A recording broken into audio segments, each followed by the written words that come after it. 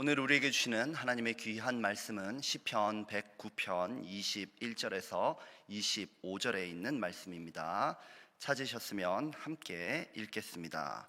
그러나 주 여호와여, 주의 이름으로 말미암아 나를 선대하소서. 주의 인자하심이 선하시오니 나를 건지소서. 나는 가난하고 궁핍하여 나의 중심이 상함이니이다. 나는 석양 그림자같이 지나가고 또 메뚜기같이 불려가오며 금식함으로 내 무릎이 흔들리고 내 육체는 수척하오며 나는 또 그들의 비방거리라. 그들이 나를 보면 머리를 흔드나이다. 아멘.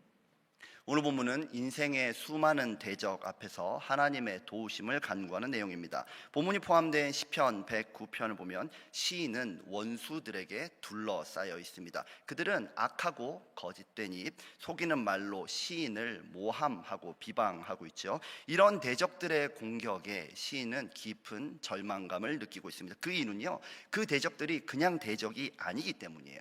시인의 친구와 동료였던 자들입니다. 쉽게 말하면 시인의 감정은 배신감이라고 할 수 있습니다. 혹시 여러분도 누군가로부터 이런 배신을 당해보신 적이 있습니까? 믿었던 사업 파트너로부터 사기를 당한다든지, 아니면 평생을 헌신한 회사에서 부당하게 해고를 당했다든지, 아니면 내가 사랑하는 그 사람이 나에 대해서 뒷담화를 하고 돌아다닌다, 그런 이야기를 듣는다든지. 인생에서는 문제 자체가 우리에게 아픔을 주기도 합니다. 그러나 사실 그것과는 비교할 수 없는 큰 고통이 있는데, 그것은 바로 이러한 믿었던 사람과의 인간관계에서 발생하는 상처라고 할 수 있습니다. 시편 109편의 시인이 바로 이러한 상황에 놓여 있지요. 그리고 이제 오늘 본문이 되면 그는 눈을 들어서 사람이 아니라 자신이 의지할 수 있는 유일한 분, 마지막 한 분께 집중합니다. 저는 이 본문을 통해 우리에게 주시는 은혜를 그러나 주 여호와여 라는 제목으로 여러분과 나누고자 합니다. 먼저 저는 우리의 고통을 들으시는 하나님을 이 본문에서 발견합니다. 시인의 마음은 지금 와장창 깨져버린 창문 같아요. 아마 처음부터 원수가 나를 공격했다면 별로 놀라지도 않았을 겁니다. 그런데 시편 109편 4절을 보면요, 나는 사랑하나 그들은 도리어 나를 대적하니 라고 합니다. 시인은 그들을 사랑했단 말입니다. 그런데 그들이 대적이 되었어요. 5절에서는 그들이 악으로 나의 선을 갚으며 미워함으로 나의 사랑을 갚아싸우니라고 합니다. 나는 선으로 사랑을 행했어요. 그런데 돌아온 것은 미움뿐입니다. 시인의 멘탈은요, 배신감으로 인해 완전히 박살난 상태입니다. 그래서 6절부터 20절까지 저주의 문구가 이제 퍼부어지기 시작하는데요, 이 저주가 얼마나 살벌한지 읽는 것조차 부담스럽습니다. 그가 악인의 억압 아래 놓이고 그 사람이 기도하는 것조차 하나님이 죄로 여기고, 할 수 있다면 최대한 빨리 죽고, 명예를 빼앗기고, 경제적으로는 파산하고, 그의 자녀들은 거지 고아 신세가 되게 해달라고, 이런 기도를 하는 것 같습니다. 아무리 화가 나도요, 이런 적나라한 저주를 상대방에게 퍼붓는 건 참 쉽지 않은 일입니다. 얼마나 서럽고 분통이 터지면 이렇게 할 수 있을까? 이건 정말 당해본 사람만 알아. 그렇게 생각하는 분도 있을 거고요. 또 반대로 그래도 그렇지, 이거는 너무하다, 이건 하나님을 믿는 사람이라면 도무지 할 수 없는 말이야, 이렇게 생각하는 분도 아마 있을 것입니다. 우리가 잘 알듯이 원수를 대하는 성경적인 원칙은요, 하나님께 맡기라는 것입니다. 우리 히브리서 10장 30절 말씀을 큰 목소리로 읽어보겠습니다. 원수 갚는 것이 내게 있으니 내가 갚으리라 하시고, 또다시 주께서 그의 백성을 심판하리라 말씀하신 것을 우리가 아노니. 원수는 하나님이 갚으시고요, 우리는 하나님께 맡겨야 된다. 이게 성경적인 원칙입니다. 그러나 이와 달리 오늘 시인은요, 자기가 할 수 있는 최고의 저주를 최선을 다해서 쏟아내고 있는 것처럼 보여요. 우리가 이 저주의 시편을 읽을 때 주의해야 할 점이 하나 있습니다. 먼저 이 시가 기본적으로 사용하고 있는 단어나 표현, 이 뉘앙스들이 법정적입니다. 법정적이에요.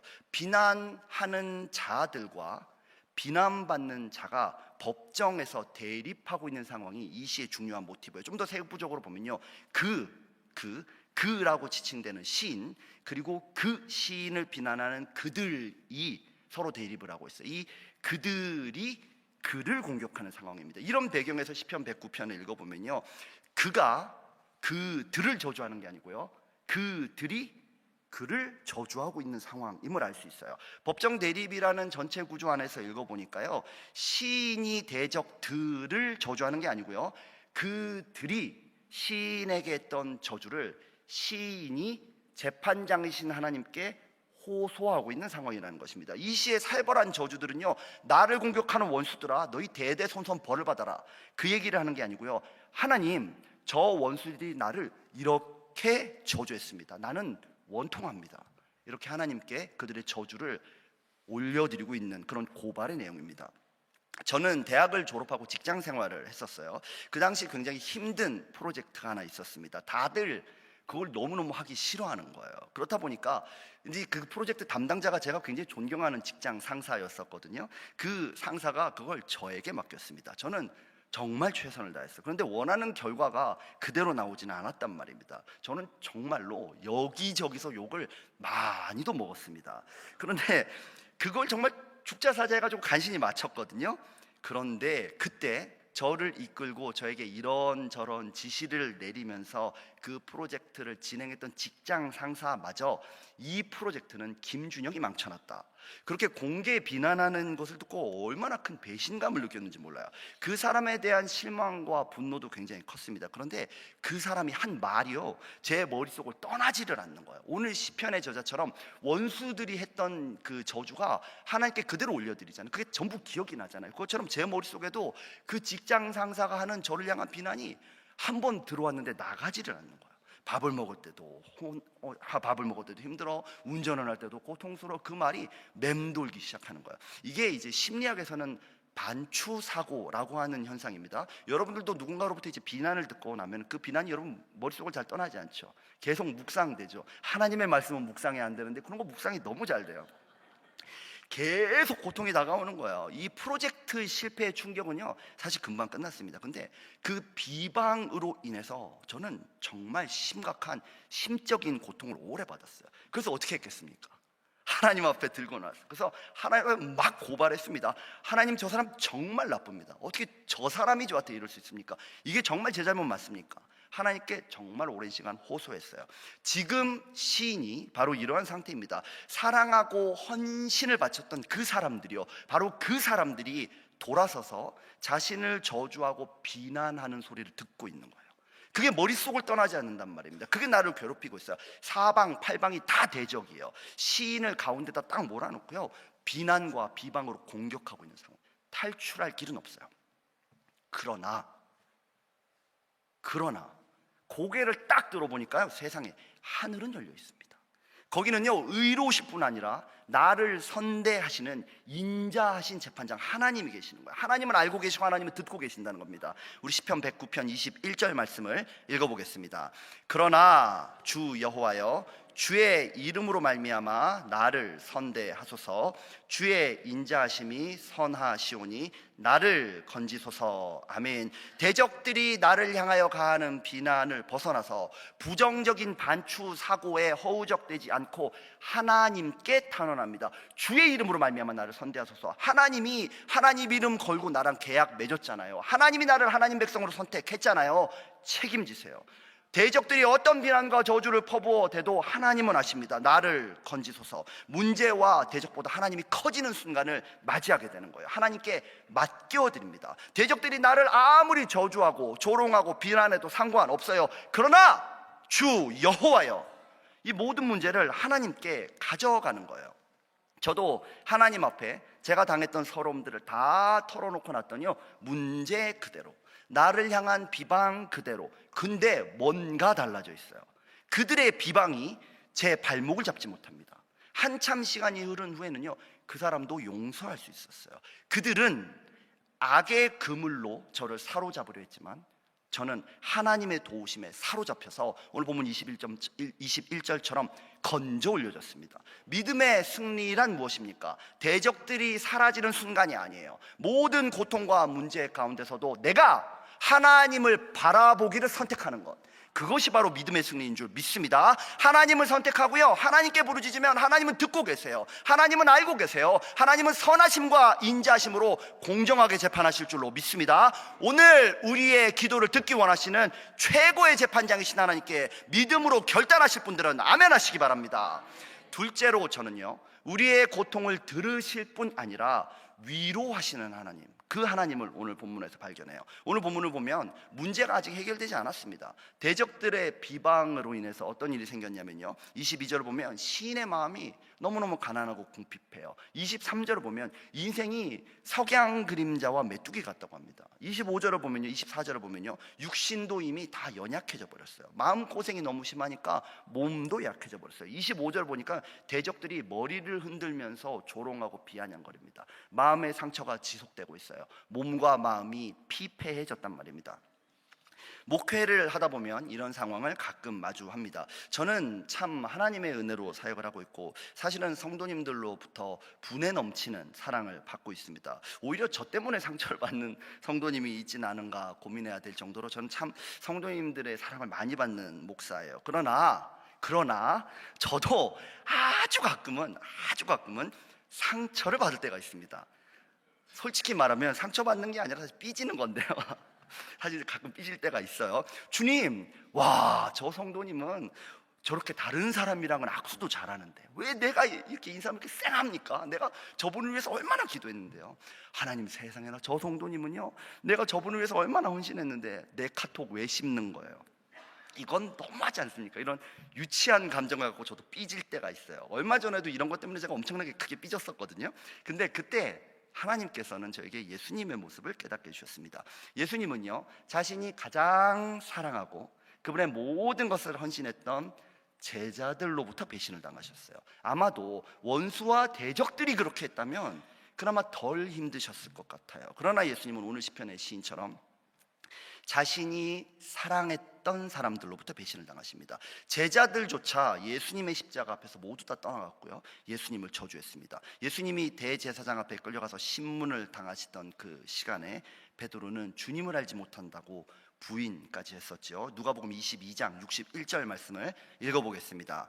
주께서 돌이켜 베드로를 보시니 베드로가 주의 말씀 곧 오늘 닭 울기 전에 내가 3번 나를 부인하리라 하심이 생각나서 주님과 베드로의 눈이 마주쳤어요. 가장 사랑했던 제자가 예수님을 배신하고 저주하는 것을 직접 보셔야 했습니다. 그러나 주님은 주님을 배신하는 베드로가 아니라 십자가를 허락하시는 하나님을 바라보았어요.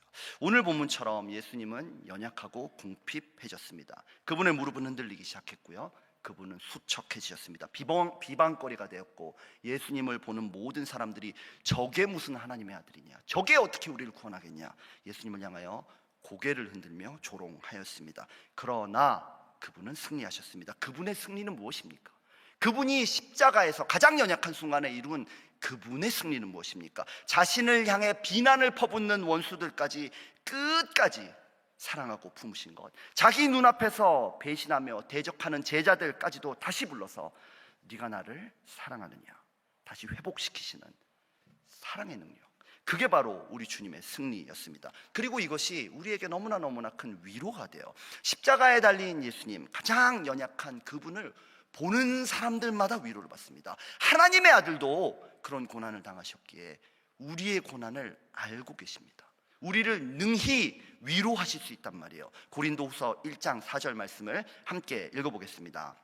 우리의 모든 환난 중에서 우리를 위로하사 우리로 하여금 하나님께 받는 위로로서 모든 환난 중에 있는 자들을 능히 위로하게 하시는 이 시로다. 우리와 함께 고난 당하시는 예수님이 보이고요, 더 나아가 우리로부터, 우리 때문에 고난당하신 예수님이 보이기 시작하면요, 우리 마음에 어떤 상처, 어떤 어려움 다 극복할 수 있습니다. 주님은 우리를 알고 계세요. 우리를 위로하기 원하십니다. 이 주님의 위로를 믿으시는 분은 아멘 하시기 바랍니다. 오늘 우리는요, 원수의 비방에 대해 그러나 주 여호와여, 믿음으로 반응하는 본문을 함께 읽었어요. 하나님은 우리의 고난을 알고 계시기 때문에 우리는 언제든지 그분을 선택할 수 있고요, 언제든지 그분을 향해 설 수 있습니다. 그럼 하나님께서는요, 그리스도의 십자가로 이루신 최고의 위로를 우리 삶에 부어주기 시작하세요. 여러분들이 오늘 처해 있는 상황은 어떻습니까? 믿는 사람, 친구, 심지어 가족으로부터도 배신을 당해서 마음에 깊은 상처를 받았습니까? 그들이 나에게 행한 잘못과 실수, 그들의 말로 인하여 내 머리와 마음과 생각에 고통이 떠나지 않고 있습니까? 하나님을 바라보시기 바랍니다. 그분께 아뢰고요, 무엇보다 누구보다 예수님을 생각하시기 바랍니다. 그러다 보면요, 우리 인생의 고난에 함께 하시는 예수님을 만나게 돼요. 십자가에 계신 예수님을 만나게 돼요. 또한 바로 우리야말로 예수님의 대적이 되어서 그분을 조롱하고 멸시했던 죄인임도 깨닫게 될 것입니다. 그런 우리를요, 예수님은 끝까지 사랑하시고 끝까지 품으셨음까지 믿어지면요, 세상이 우리에게 주는 비난, 사람들의 조롱, 그런 거 문제되지 않습니다. 그들의 비난이 우리를 붙잡지 못하게 될 줄로 믿습니다. 주 여호와여, 하나님의 말씀이 우리를 건질 것이고요, 하나님이 공의로운 재판장이 되셔서 여러분들의 인생의 눈물을 닦아주실 줄로 믿습니다. 세상의 비난에 발목 잡히지 마시고요, 하나님의 말씀에 잡히시고 나는 복이 될지라 하나님의 말씀의 능력으로 승리하는 여러분 되시기를 예수님의 이름으로 축원합니다. 오늘도 십자가를 바라보세요. 그러나 주 여호와여, 그러나 주 예수여, 믿음으로 기도하고요, 최고의 위로 십자가의 능력을 소유하시는 여러분 되시기를 예수님의 이름으로 축원합니다. 아멘. 함께 기도하겠습니다.